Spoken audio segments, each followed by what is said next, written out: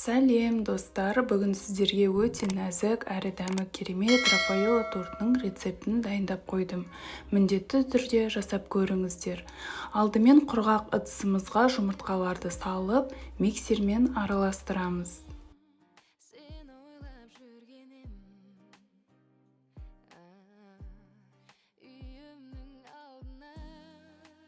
Жұмыртқалар сәл ағара бастағанда аз-аздан қант немесе қант ұнтағын қосамыз. Жұмыртқа массасы толық көлем алып воздушный болғанша миксерлейміз.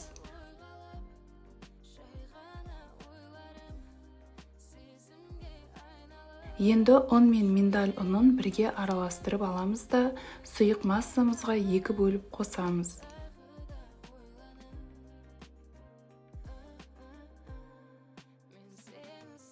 Бір бөлігін қосқаннан кейін лопатканың көмегімен пенканы басып алмай жайлап араластырамыз. Толық рецептті описаниеда қалдыратын боламын. Міндетті түрде қарап, сақтап алыңыздар.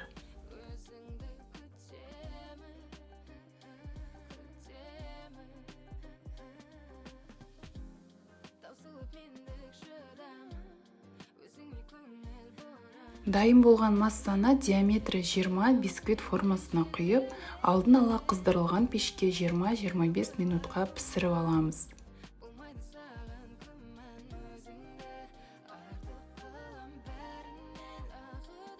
Бисквиттің піскенін шпажкамен тексереміз. Егер шпажка құрғақ шықса, бисквитіміз дайын деген сөз. Енді кремге көшейік. Творожный сыр мен қант ұнтағын бірге миксерлейміз. Қоспа біртекті болған соң сливкиді құйып, қою тұрақты масса болғанша араластырамыз.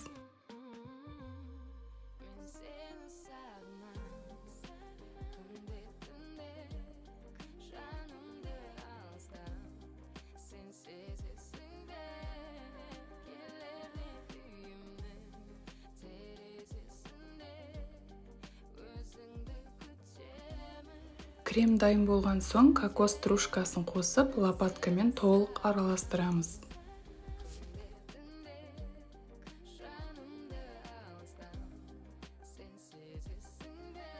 Біздің бисквитіміз өте нәзік шықты. Бисквитті 3 бөлікке бөліп, араларына крем жағып шығамыз да тортымызды холодильникке 8 сағатқа қоямыз.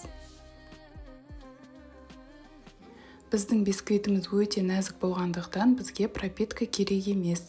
Креммен бисквиттің өзі жақсы сіңеді. Қалауларыңыз бойынша кремнен кейін орешки салсаңыздар да болады.